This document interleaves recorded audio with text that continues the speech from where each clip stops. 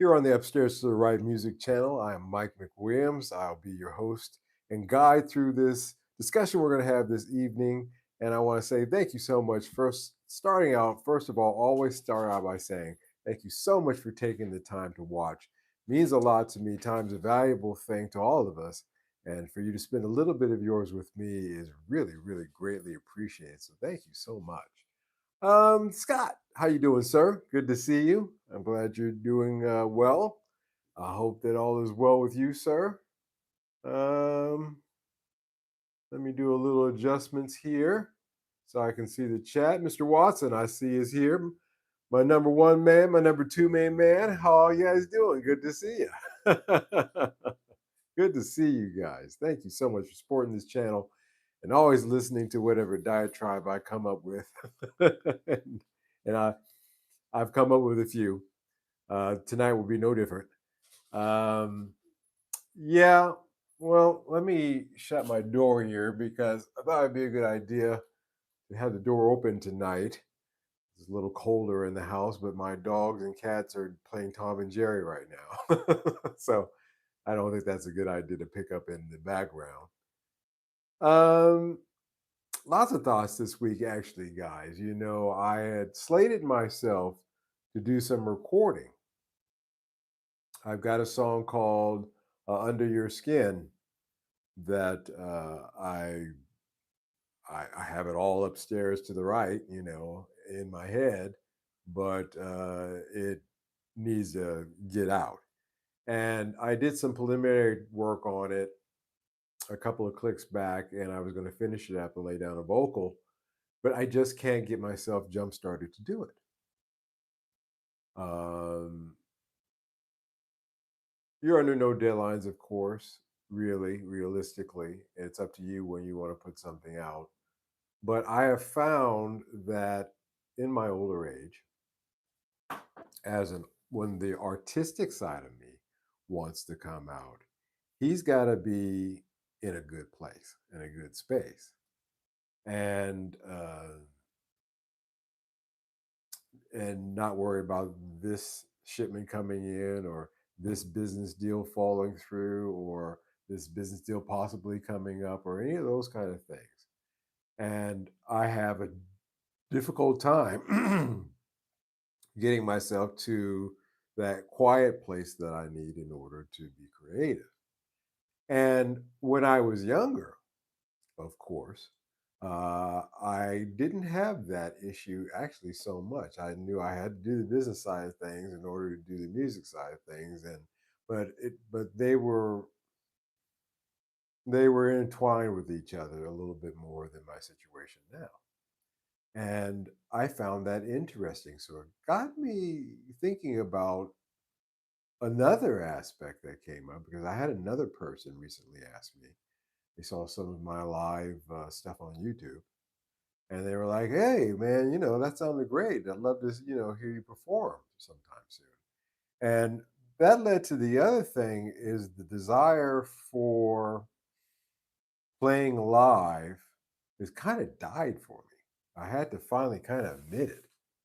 And so tonight, I want to just go through a personal kind of discussion tonight about my thoughts on live music, and not just live music, but recording in general. Um, as you get older, and the way that you view things. Full Metal Chad, welcome, sir. How you doing? Every group I've played shows with the last 3 years has wanted a click track program with backing tracks on a PC behind the drums. I, if anybody in my band, and this is not a new thing, uh, if anybody in my band asked Anoki had even suggested something like that, I would have fired them because you can't get funky on a click track. that's just that's just basic, kind of thing there. Good to have you here, Full Metal Chad. Uh, kind of takes the fun, kind of takes the funk away. Is what it does. Ben, how you doing? And if you got a good drummer, if you got a good rhythm section, my band was good because I picked a good rhythm section. Hideo and Tanoki Tonki, they played together. The bassist and the drummer, they played together in a lot since they were kids. They were teenagers, and they knew each and all different styles of music too. You can check them out. Maybe I'll find a link one of these days and put up one of their old gigs they did on YouTube so you can see those two. And you know, that's fundamental. If you got your drummer and your bassist down, then you've got your rhythm section locked, and everything else will lock in time with that, or they're out. It's for metal, which is also really robotic. Yeah, yeah, yeah. That's just yeah. For metal, no way. No, no. Now, I don't mean that music literally died, but there have been moments where it's kind of changed for me forever, and some of that is seeped in disappointment. A lot of YouTubers, s- producer YouTubers, guys who whether they make beats or whether they're into all different kinds of genres, regardless of that, they all skirt around this issue that the modern music environment has diminished the art of making music. And not to the fault of creative people at all. That's not what I'm saying. What I'm saying is the de-evolution of the record label system. I always talk about that. I call it the old system now because that's what it was. It's gone. It's like talking about Nivea or something like that. It's just that it's gone. But it is in our collective memories, and some of us lived through it. And honestly speaking, this modern iteration has made it so that, as I was talking about in my discussion about you will own nothing, that you have to subscribe to this, you have to get to this level, even where we were restricted from going into major studios, the big ones, unless we were there on the behalf of a label. It's the same thing. It's starting to shift towards in this new thing that you can't really have a decent bedroom studio unless you have money.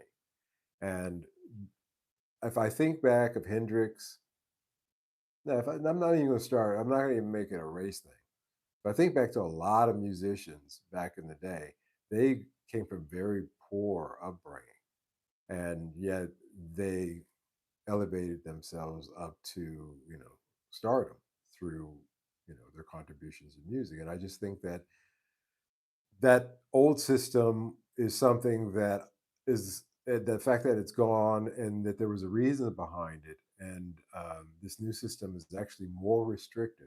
It seems like it's more free, but it's actually more restrictive because where you get again, we haven't talked about Spotify and putting your music out and how that has changed on it. The distribution systems have changed. There used to be a time when I could print an album and sell it out of the trunk of my car.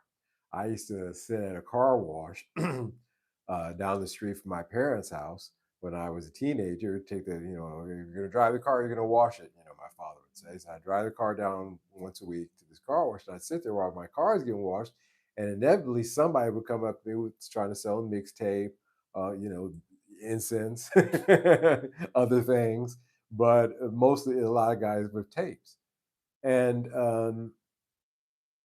and that has been cut out because physical media has been cut. Like I said, it's a rabbit hole. I could go on and on and on, but I think you guys get the gist of what I'm saying. Yes, Miss Ellie, can I help you? You want to go out? I'm sorry, guys. There was one more in the room. All right, going out. And I just I just think that it's just not great. When I was younger, Full Metal Chat says, I used to play stuff like Hendrix with my high school friends in the basement. That raw vibe of playing on crappy gear and learning as we go was so special. That's how I learned as well. I learned in LA, up in Windsor Hills, where I grew up. We had garages, and nobody parked their cars in the garage. Usually, they converted into a guest bedroom, or in a lot of cases, because there was a lot of musicians up there, they were a lot of garage studios, and I learned how to play in that. That's where we played music. I'd start out on the drums. John McKnight would be on bass. Drake would be on guitar. Somebody else would be on keys, and then we'd switch. I'd get on guitar. John would get on drums, and then you found the instrument that you were comfortable with. I always knew that I was never really super comfortable with drums, but I learned how to play good enough through doing that. But that situation, that opportunity still exists. That's the one positive note, as I still see that occurring. But even then, there's a barrier of entry. I think the music was ruined for me when I realized that all the big bands were playing to tracks, not to mention that most music on the radio is program beats and not living people. Yeah, the beat culture is something that I just really don't agree with. I I have I've always had my issues with it. For the producers who can not just produce beats, but they can produce other genres of music, I tip my hat to those guys.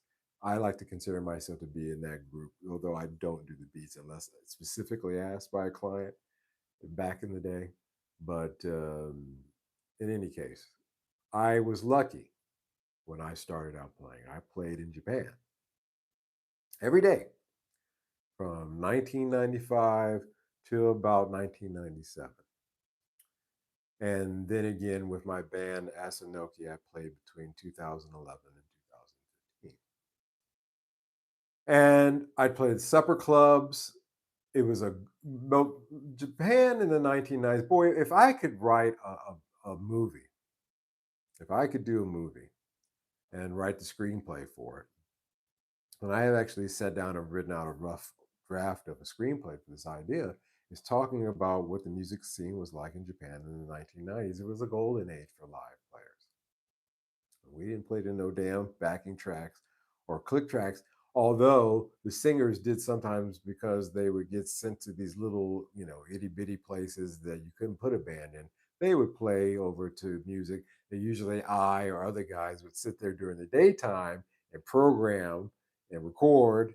Whatever the latest hit was. Okay, let's figure it out. What was the one, like "Can We Talk"? So this guy, oh, I want to do "Can We Talk"? Can you come up? So I had to sit there and figure out da da da. Had to figure that out. The drums, at least so it was or at least try to sample the drum songs from the original. Put that track together, and I got paid Gosen yen, 5,000 yen, which per track. And if and I wasn't doing anything during the daytime. So I was playing with the band at night, or and then during the daytime, I was indoors in my dormitory that they provided, programming tracks. So it was a golden age. You could really churn over good music. Now, when I started playing with my band, fast forward to 2011, it wasn't as lucrative because I had to pay my band, and and that came from the receipts from the door. So I had to make sure that I had people come in the door. Of course, the band helped out with that as well, but it really was my responsibility too, especially if it was my show. And so fortunately, I had enough of people that I could spread the word, and we always kept it packed. You can hear from the clips on my YouTube, the stuff that was recorded, that there is quite an audience yelling at me in all kinds of languages, mostly Japanese. And well, oddly enough, one time a Russian girl was saying something to me. I wish I knew what she was saying. Anyway, that I digress. But it was a very good, engaging thing. The audiences were incredible, so that made up for the fact that it wasn't as lucrative. They were very engaged, clapping, dancing, shouting at me. Like I said, listen to that clip when I'm doing Lovely Fool. That guy was heckling, was yelling, hey, hey, through the whole thing. And he was keeping the energy up, totally engaged. Back then, the connection between performer and the audience really felt electric. Um, People weren't distracted, they were there,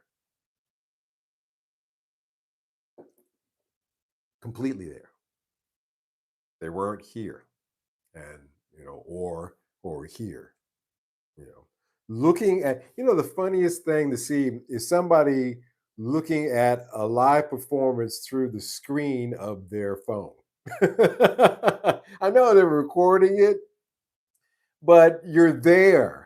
But yet you're so prone to that screen that you've got to look at the concert through the screen as well. That you're there. Just this behavior, and that's what, and I just don't think that they're completely there in the moment. Who's going to clap their hands when they got their $1,500 iPhone or whatever in their hand? They're not going to do it. They're not as engaged. You know, I noticed this years ago when people used to hold up a lighter in concerts, and when that stopped, and then it became you saw the phone. That's when I knew, you know, that you've lost a little bit of kind of engagement there. Lost a little bit kind of engagement there. It's not scary or exciting to get on stage when you have the whole show mapped out on the computer. Yeah, yeah, true. Japan mostly have been so fun. Seems like they had some special things going on. Oh yeah, I have stories. 'Cause, I mean, try to. I mean, seriously though, I I was very fortunate. I was there at a moment in time, and if you weren't there, you missed out. And that's true. It really is true. And you know, no phones, just lights dim, and people focused on what's going on stage. And these things started to change. Like I said, when the big lighter became the iPhone, then you lost a little bit of engagement. And in Japan, I was in Singapore. I was still in it was right. The 2020 is the year I moved. I moved here in October of 2020. So it's been 5 years. My 5-year anniversary this month of living here in Amsterdam. And in January, I heard from over in Japan from my band friends that they were banning smoking in the nightclubs. And smoking and drinking is part of that scene. If you don't like cigarette smoke, then you shouldn't work doing, mizu shobai work, night work, club work in Japan. Um, it was just one of those things. And honestly speaking, that was part of that culture. And when that went away, my friends started telling me that the amount of patrons that were showing up to the clubs was declining. You know, um, unless there was a smoking area outside, and then it could be like -10 outside, and still people would be congregated outside, but they wouldn't be as engaged. It just became a problem. It was one of those little clicks that actually took one of the things that was fundamental to creating that scene in the first place. Now, don't get me wrong. I personally hated the cigarette smoke. I lived all the time that I was in Japan. I can tell you that there was a constant smell of cigarettes. Whereas when I grew up, the years before when I was growing up in LA, I would maybe every now and then. my father's best friend Jimmy smoked cigarettes, so when he was around, I would smell cigarettes, but that was it. Japan, I smelled it every day and everywhere. And so, honestly, wasn't something that it's not something I'm defending. It's just something that changed that night lifestyle. Suddenly, people weren't congregating around the bar or out, milling around at tables or things like that, having a drink and a smoke. They were outside smoking, socializing outside of the street instead of inside where the music was happening. It's hard to enjoy it when you want to dip out every 5 minutes and have, a cigarette. Even in the middle of winter in Japan, it's amazing. My friends said they'd be outside, and the clubs got quieter, and inevitably, of course, the same thing happened in the states. Smoking ban came in, the clubs got quieter. Canada as well, and people pulled away from that connection that had been built up for decades. Scott says, Mike, do you think of those light? What do you think of those light up wristband giving out on some concerts? They light up the choreograph to the show and a light show to the performance. Well, they used to give you a similar kind of light stick at some of the big, like stadium size things that effectively did the same thing. From an esoteric viewpoint, I wouldn't touch it or be around that in any way, shape, or form at all. Um, I, I know from just a performance point of view, eh, you know, it's too Disneyland for me. I wouldn't participate in that. Yeah, no smoking anywhere indoors in California. Yeah. So that was, I think, across the board, happened in different times, the 2015s or so in the States and the 2020s over in Asia. But that changed the scene. Even in Bangkok, that changed the scene. And the second thing, I briefly mentioned it, we kind of killed the music scene and killed it for me, the live scene for me, which again, Mary Spender, and I enjoy her music. I like her music. I like her vibe. I like the sound of her voice. If she doesn't to completely succeed in music, she could do audiobooks. I mean, I'd like to hear Mary Splendor read Winnie the Pooh, for example. Every night I'd just put that on. I'd go out. Just the sound of that soft British lilt. I guess that's just my ancestry coming out. But in any case, but her tour, I think, ended up costing her money. It wasn't the smashing success that it should have been, especially when you considering the type of following that she has on YouTube. So it was the economics of transport and accommodation and food and and how many people show up at the club that night in order to cover the cost of those earlier things. And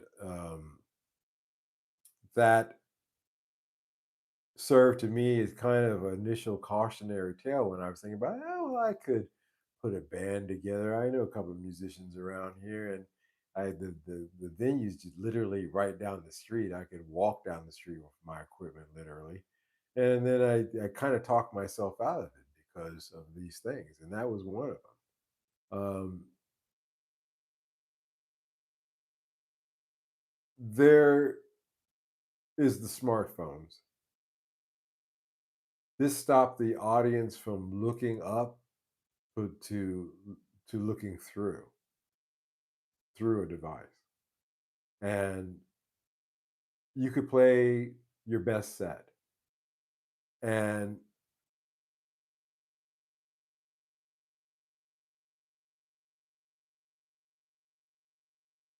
you are just not getting the kind of engagement back that I can see that you used to get to before the smartphone, because everybody, well, yeah, they're filming, but this is the applause you get. You're not getting, or the shouting or things like that, because everybody's focused in on this. It's not just about distraction. It changed what I call the whole feedback loop.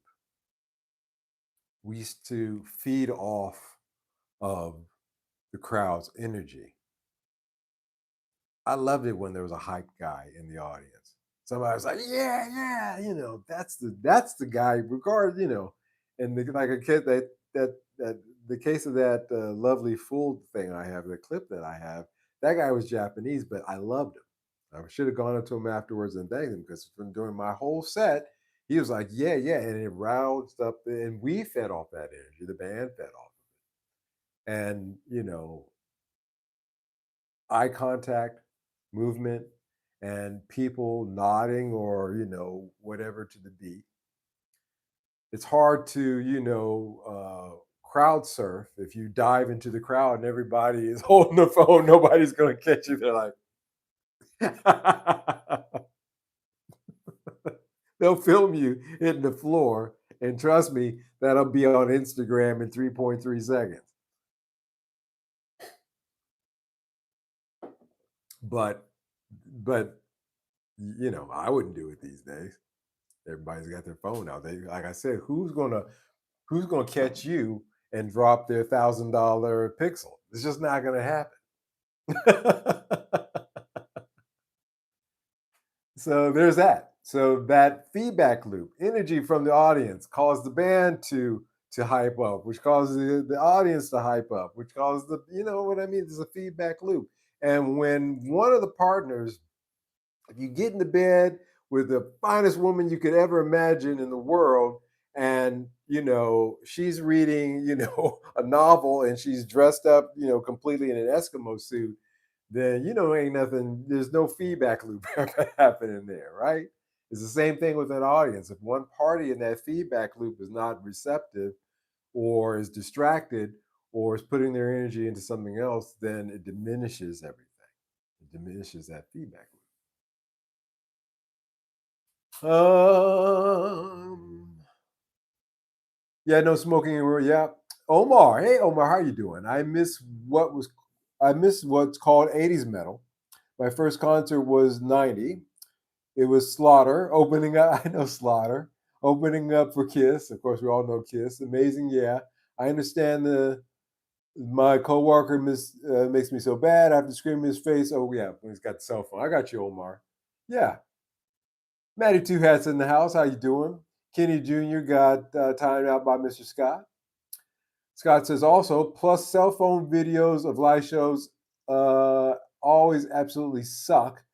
It's always like at this weird, it's like whoever's filming is always the same person. They're over on this side of the stage. They're not even up. They're on the floor level, and they're only filming like this part of the stage. Or it's just terrible. They do suck. Shaky with people in the way. People yell, yeah, yeah, yeah. It's pretty funny. And the mic, yeah, it's just terrible. Uh, Alex says, I'm not dropping my phone. Hey, Alex, how you doing? Yeah, it's just that those days of kind of audience engagement are just over. And because everybody's trying to capture a moment, for you know, for their Instagram or their TikTok or their whatever. Have you gone cross-eyed? Future NBC says. Well, I heard that if you really masturbate a lot, that you can go cross-eyed. And since I don't do that, so no, no, never went cross-eyed. But if that's happening to you, you might want to see a doctor about that, or give it a rest. One of the two, for about a week. No way, really? Yeah. Well, that's what they used to say. You don't do that. You'll go cross-eyed. They They used to say that stuff. But then again, I'm old.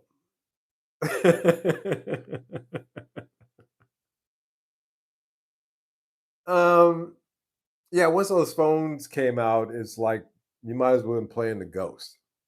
Everybody was physically there, but mentally they were elsewhere. And I talked about a lot of YouTube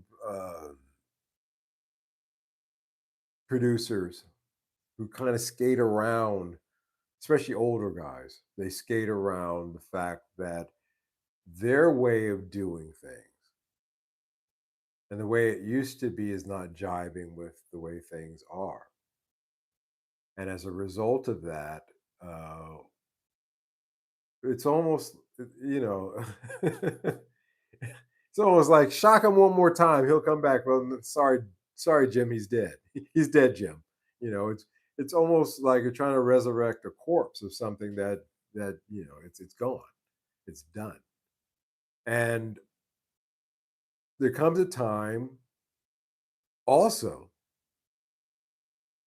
as a performer, and I kind of touched upon this before with the Rolling Stones and hell, you know, almost every R&B group from the '90s that's still performing, and people of that ilk to give it up because it seems like we're stuck in '90s radio. When I go on YouTube and I look at videos of such and such is performing, I'm like, wait a minute, such and such is still performing. There is reasons behind that, but just on a basic level, just looking at it as not getting into the contracts and the debt and all the other things that they're involved with, why they have to do that. But just looking at it from the outside, it's weird to see Mariah Carey performing somewhere, to see Janet Jackson performing somewhere, to see the Rolling Stones, to see any of these groups, because my parents, when they were young, they didn't listen to Frank Sinatra. They were listening to the music that was contemporary to their time. And when I was growing up, I wasn't listening to, well, because of the neighborhood I had, it wasn't until high school that I started listening to hearing the Beatles. No, I was listening to the music that was contemporary to my time, or the jazz or classical music or pop that my mother played, which was contemporary to the time.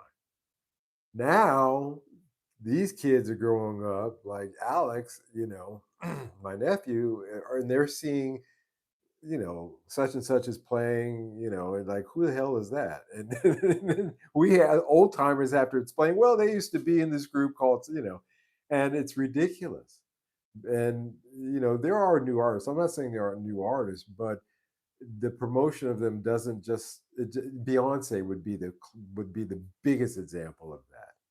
She's past her prime a long, long time ago. I was walking here up the street, and there's one of those street here in Europe. We have these street billboards, and the images change. I guess they have them in other places, but Beyonce was on it with her butt to the camera wearing jeans. I guess she was promoting the jeans. I was like, I don't want to see Beyonce's mom butt. I saw it before it was mom butt. And that was 30 years ago. And I'm not exaggerating that, you know? And, and why am I seeing this still? So again, a lot of folks won't address that fact that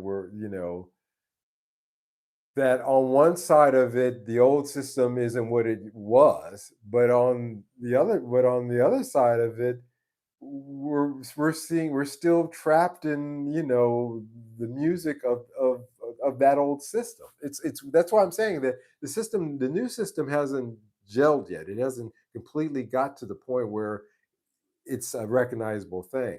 It doesn't look good from the things that we can see that it's shaping, morphing into. But certainly, we're in this weird thing. And a lot of that has to do with radio in the United States, I know, because when you have a few companies that control all the radio stations, then they're going to promote, of course, the stuff that's going to make them the most money. And a lot of those groups, those older groups, they own the copyrights to those songs. So of course, those are the ones they're going to rock. It's there's a lot of things to that, but I'd be remiss if I didn't mention that. What if another guy does it for me? That's called a circle. If you get a third, that's called a circle jerk. Again, I wouldn't do that. Bootlegs used to be cool when you had the hide a tape machine under your jacket. Yep, those days are gone. I still like or bootlegging concert T-shirts. I still like to go to small clubs to watch bands, and you can meet the people in the group. But the show's over most of the time. Yeah, I agree with that, Omar. Um, I've had the opportunity to do that here down the street when I do go. Tax season brings out all the old acts. Yeah, you got that right, Scott. That's yet another part of that. My dad was into stuff like Dead Skunk in the Middle of the Road.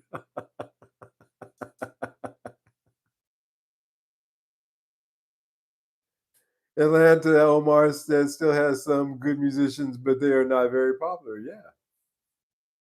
And then the ones that they do promote are these instrumentalists. I'm not saying that they're bad, but there's this female bass player that they really promote. She's good, but it's boring to me. It's boring. Dun, dun, dun, dun, dun. Oh, great! You can play that song on. Yeah, so what?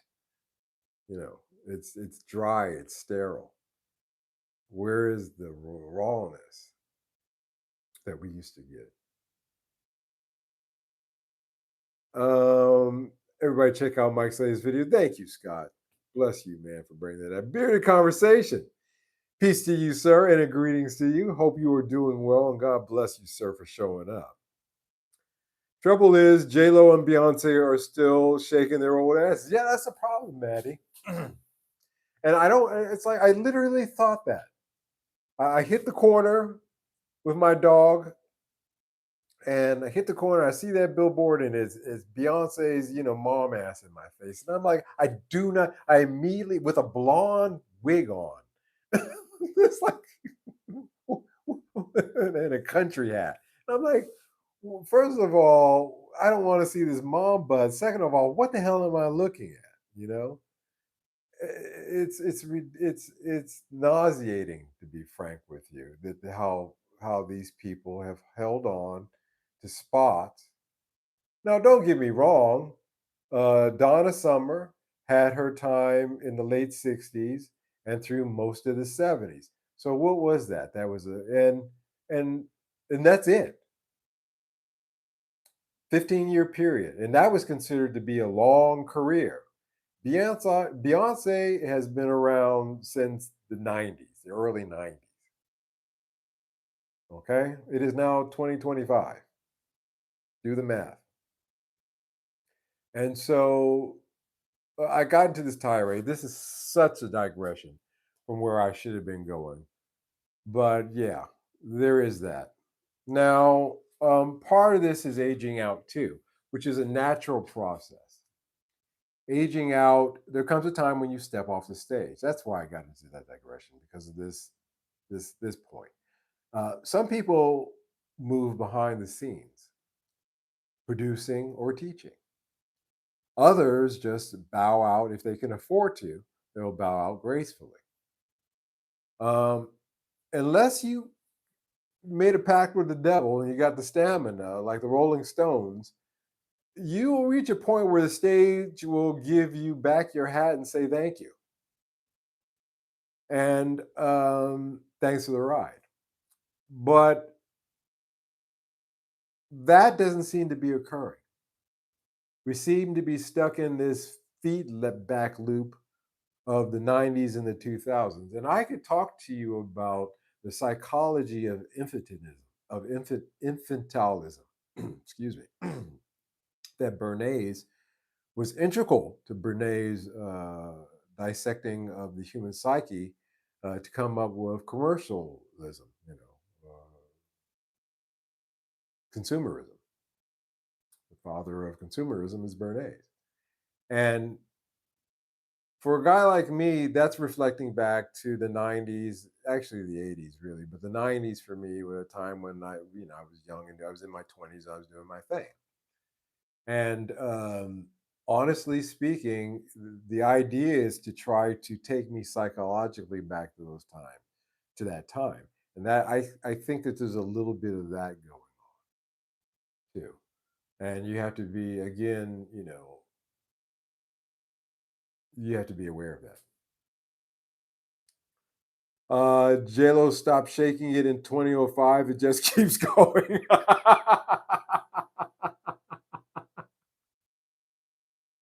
It's, that's a good one. Good one, Scott. Madonna lost her shit trying to be 20 forever, too. Well, Madonna is a classic case. She reminds it's funny. Her idol was Dietrich. Was that what I forget her first name, but Dietrich, the old actress from back in the 30s and 40s.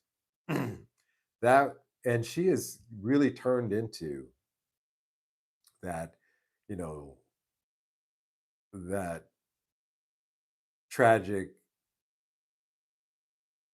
fallen from the stage, woman. And then we could get into her esoteric dealings with Kabbalah, which is which is an interesting thing. Um, Daniel Johns is doing speaking tours for $400. I saw Silverchair in the '90s for 25. Well, if you account for inflation. Interesting. Omar says, "Do you remember the Ramones? They were a good live act, but their studio albums not so much." Yeah, I know the Ramones. Of course. Joey Ramone. When he passed away, that was one of those days that I thought to myself, "Okay, that's not good." It was not as bad as when Prince died, but I always kind of liked the Ramones because they were a big part of my growing up. Big part, actually, early '80s when I was in high school. You have to imagine. You have to imagine. So, in any case, it again, and I wouldn't know. And if I went on stage to perform, and I looked out, and I saw all these camera phones pointed at me, I wouldn't like it. I wouldn't like it one bit.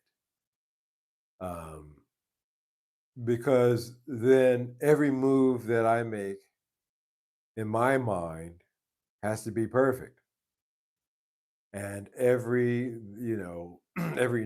everything puts an added pressure on you, as opposed to having an audience, again, that feedback loop where the audience is digging you and giving you energy and ratting you on.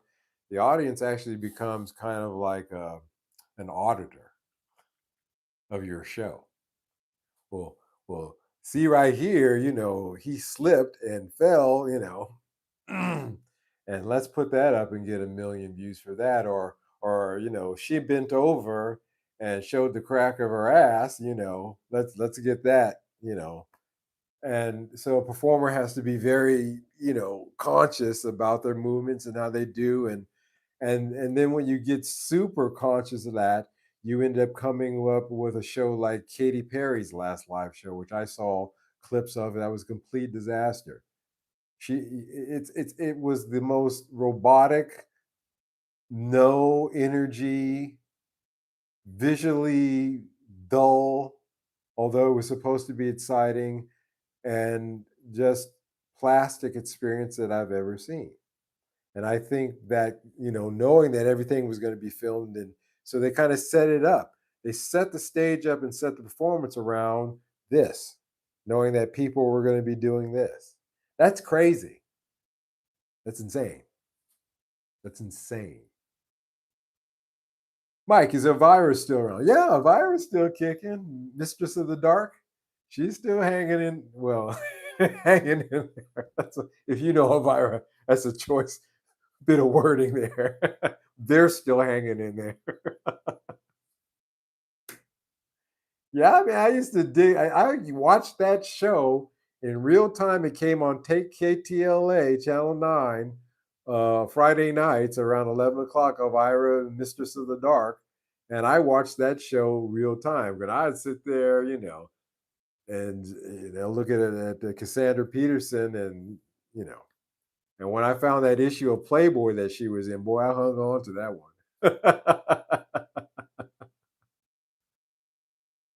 um, Omar, nobody likes it. People always calling the cops. Yeah, but you're right. Yeah, yeah, man. So therefore, you know, live music kind of died for me a while back. I saw. I'm a tea reader, a tea leaf reader. I'm always trying to read the room, is what I always say. Try to read the room. I was kind of digging this back in the day when I was just about to get out of it and move to Singapore around 2015. I said things are starting to change. The audiences were changing, the engagement was changing. The phone thing, though it wasn't maybe every other person had a phone up, but it was still there. And you know, that's just the truth of it. I just found out Dame Edna had a talk show. Ringo is the band leader. Yeah, yeah, check that out. You know, I'm so glad that I know these references of these different things, although they come from all over. In this case, the UK. I'm glad that I grew up the way that I did because I had such a broad, not in the bad sense, but a worldly view of things that that I really had a rich childhood and teenage time period in my life because a lot of these cultural references that are coming up now, I know, you know, and I consider them to be the good stuff as opposed to what we're getting now. Music is more than music, it's your soundtrack to your life, the soundtrack to your life. That's right, Omar. You can hear a song and remember how old you were when your friends and girlfriend where you lived. Oops, my light died on me. That's all right. I should have charged this before, but a little bit busy today. That's all right. We'll do this a little darker. But but again, that is true. But that ties into that Bernays psychology that I often bring up, that I always try to bring it up. If you're not aware of it, look it up, learn about it, understand it. And it's another thing that in your toolbox, if you understand it, it cannot get you. Concerts are just too expensive now. They used to be for the working class. That's the other thing too. So I kind of jumped ahead a little bit there, but talking about Mary Spender and her tour and the cost that it was to her. And not just that, but the venues themselves, when they are making it so that people don't want, look at Disneyland. I heard a report that said that Disneyland attendance has just gone through the toilet, gone down the toilet because the cost of going in, the cost of food, the cost of being there for a family of four is just not what it was when I was a kid. When I was a kid, you get into Disneyland for I think 20 $20 or something like that, $9 for half price for kids. And if you wanted to get on certain rides, you got these things called tickets. And the good rides like Matterhorn or Space Mountain or they used to have the Nautilus, the Journey Under the Sea ride. You got something called an e-ticket. Those are called e-ticket rides. You guys know that word term. That's where it comes from. And you paid for the rides that you wanted to get on, and you didn't do any of the other stuff. And food was a little higher than it was outside the gates, but it wasn't ridiculous. Now, you know, Music companion in late as usual. As I always say, music companion, better late than never, especially with you, sir. Greetings. I hope you've had a good week so far. Um, yeah, it just got to a point where it is just unobtainium for a lot of people. And concerts, you know, getting back to, Beyonce, she was not selling out at the end there, that big cowboy bob. I'm sorry, I know that's not what it's called, but cowboy whatever, uh, you know, satanic show that she was putting on, disguised as country and western, um, really honestly did not sell well because the cost of the tickets. Her so-called beehive even were starting to make complaints about the cost of the tickets. And so Disneyland, Beyonce, you know, the small, shack down the street that used to have a live band have priced themselves out by the ticket cost. Yeah, $25 for a hot dog at Disney World. Yeah, stuff like that. That's no exaggeration.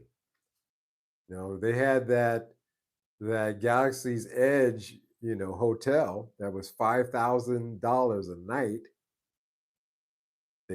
That lasted six. I think it lasted less than a year, and they had to shut it down. Who's that for? How many repetitive people out in the United States are going to come from where, because they don't live in Anaheim, so they're going to come from New York, from from Sheboygan, they're gonna come from all these places that have $5,000 on top of the cost of the travel to go to this place where it's going to keep an occupancy going. It's just another one of those head scratchers where they just seem hard pressed to price themselves out. $100 for a small band, 300 and up for big bands, too much, yeah. And they made from failed trainers, yeah. That's funny, Scott. Have you seen the new PRS? Yeah, I saw that new PRS. It built in Indonesia. Yep. MSRP is $20.99. Not even a hard case. Yeah, Phil McKnight. I saw him. I caught a little bit of his clip. I didn't. I was kind of scanning through it, and I got the impression that it wasn't cheap. But then again, music companion. If you go back in my live streams from 2 years ago, it's been 2 years ago. You can see where I was talking about the Epiphones and that price creep, and where Indonesian made guitars were going to start going up. So it doesn't surprise me at all. We're building a world for billionaires. Yes, that is the idea. The idea is that we go back to a feudal system. If you don't know what a feudal system is, you weren't paying attention in class, Bueller. But you should know it because that's essentially what you're moving into. So if you're moving into a feudal system, it might behoove you to understand, the ins and outs of that, so to speak. A rock show, hockey games, and a case of beer used to be all about $30. Cases, yeah. I was about to say you get cases of beer for $30. You know, it's an interesting thing.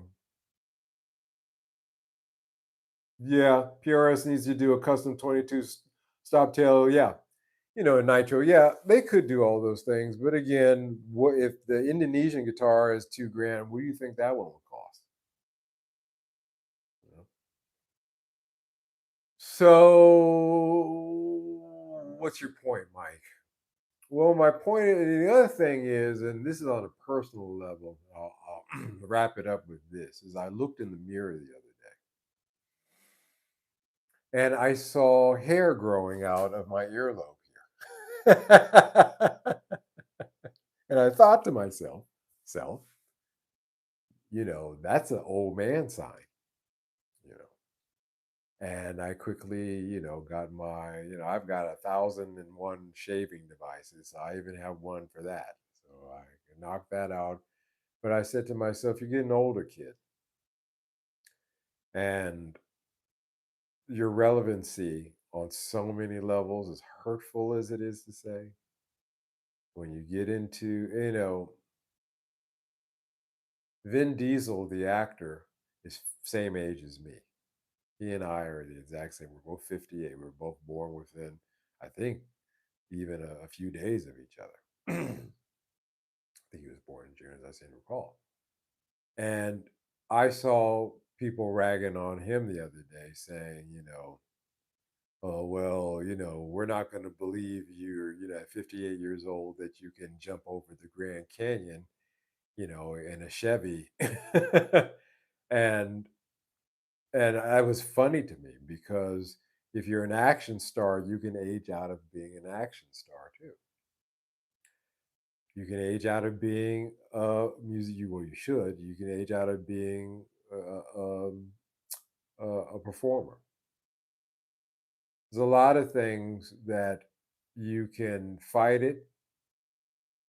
You can be one of those guys that where you're playing bass and you look just like you used to drinking your beer and eating your Domino's pizza from the box in a shitty rehearsal studio, and you look up from your bass and all the guys around you are half your age, and they're drinking the beer and eating pizza out of the shitty Domino's box, and you start to say to yourself, "Hey, wait a minute, maybe I'm aging out of this.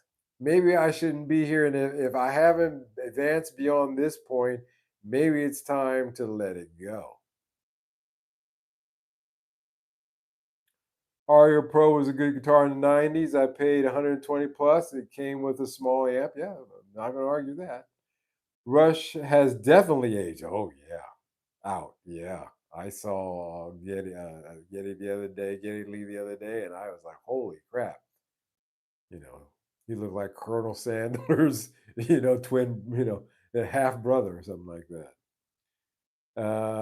But not the music. Yeah, the music lives on. But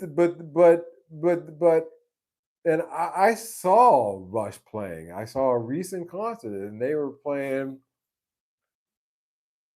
No, that was Kansas. They were playing "Carry On." And you think about age now; those guys are older, and they play like this. There's no movement. It's. But they were playing it and singing it. It was good. But I'm not looking to hear the old guys playing the song that I can go on YouTube and listen to the original recording. True that, Mike. You know. So again, the love of music never dies. The love of a particular recording never dies. It just shifts. The crowd shifted from the stage to online. They were looking at the friggin' screen anyway. So of course the shift went to that. They were like, wait a minute, what am I doing here? I might as well just, and the band started saying, hey, what are we doing here? We might as well just put a camera in front of us and do it that way. And so the shift, I do believe, went online. And the moment that that happened, things changed. And it wasn't, and I'm in, if I could get a group of guys to come here in this room or folks come in here and I could competently set up a camera and we could put on a live performance, that is something that I would do. I wouldn't rent a night down at the Paradiso here down the street. I just get the band, rehearse here in the studio room, set up a camera, and say, "Hey, let's do a live of Mike Live." That is something that I would do, but again, that does require a lot more investment on the band too, because then and the knowledge as well, or you got to hire somebody who can help you out with that. So again, the new thing has, strings attached. But this cultural shift that's going on is moving away from the thing that I knew. And I think that's okay. That's how things should be. But if you're trying to linger and hang on to it, I think if it hasn't died for you or you haven't recognized that, then I think you need to take a look at the mirror and check your earlobes. Just a thought. Just a thought. Johnny Cash got old in the recording with class. There's a way to do it. Those older guys could do it, like like Uncle Ray. He was able to go on, through his career gracefully because he came in as a special artist. He wasn't out there all the, he had his little shows, but he would show up just every now and then. You wouldn't see his ass, in a pair of jeans when you're walking down the street walking your dog. He showed up for special, and that's how they used to do. That's old Hollywood. That's old music industry. That's how it used to be. You know, we got tonight's special guest. Somebody you haven't seen in a while. And, they'd come and do their thing, and that was good. Dave Grohl needs to stop too. Yeah, again, that's I could go literally sit here for another hour and go through the list. I've just summarized it by saying 90s and 2000s band. We're stuck in this loop. And Dave Grohl, you know, I don't even want to get into that. Roy Orbison also went out with class and Rub. Yeah, yeah, yeah. There used to be a way of doing it, but you can't have class when there's no teacher. And you know, Kurt Cobain got it right. Nah, man, I can't even joke about that dude because because you go down one rabbit hole, you go down another, and I think Kurt, got offed. He was another one of those things where he was worth more dead than alive because he wasn't getting with the program. And and I'm really starting to think that. Another thing I saw tonight that blew my mind, speaking of, odd deaths, is Billy the Kid. Completely different subject, has nothing to do with music or anything. But I was watching this short documentary that Billy the Kid wasn't killed by Pat Garrett. He actually didn't die. That whole thing was a lie that was made up by Garrett in order just to get the money. Billy the Kid died like in, you know, I think the 1960s or something like that. I didn't know that and that Young Guns movie part 2 hinted at that. Where at the end, Billy got killed, but then at the end of the movie they showed a guy saying, "Well, I was Billy the Kid." They kind of hinted at that. Blew my mind. Anyways, sorry for the digression. Robin Chower, Dave Gilmore. Yep. Can we agree the Black Crows can carry on as long as yeah, you know, the Grateful Dead, but that was a jam band. That was their MO, to be a jam band forever, and they started bringing in new people. Even they even brought in John what's his name jammed with them. Um, John God, why can't it's getting late. Anyway, you guys know I'm Mayor. So as a conceptual band, as a jam band, I can dig that. It seems like everybody's trying to be a jam band though now. I'm sorry. That no. The Black Crows, those guys are just solid guys. And so I'd like to see them just succeed just because they're solid. It's actually pictured an old Hendrix being like Red Fox. Yeah. I visited Billy the Kid's grave site a few times. Yeah, I don't know if it's the real Billy the Kid or because that blew my mind that Billy the Kid was not killed by Pat Garrett. That was a made up story. The witnesses all lied. It was a small town. The guy said there was about 11 buildings in this town. The girl they said found the body was she later on said I wasn't even there. And then a guy turned up and said I want to get exonerated. I was Billy the Kid and told his story, and I totally believe it. Can't stand the Black Crows. That singer on cocaine is really overrated. Well, okay. Solid guys. Do I like their music? Yeah, I'm sorry. Black Crows, what I like about them is the recording process. See, I'm interested in them from a production standpoint, you have to understand. Not necessarily from what they were producing, but how it was produced. And the fact that they went and got a lot of old equipment to make those records and the way they sound. And so that makes them solid guys in my book because they're, you know, they they they recognize that technology can actually trump new stuff in terms of the sonic quality. The cocaine thing, I don't know anything about that.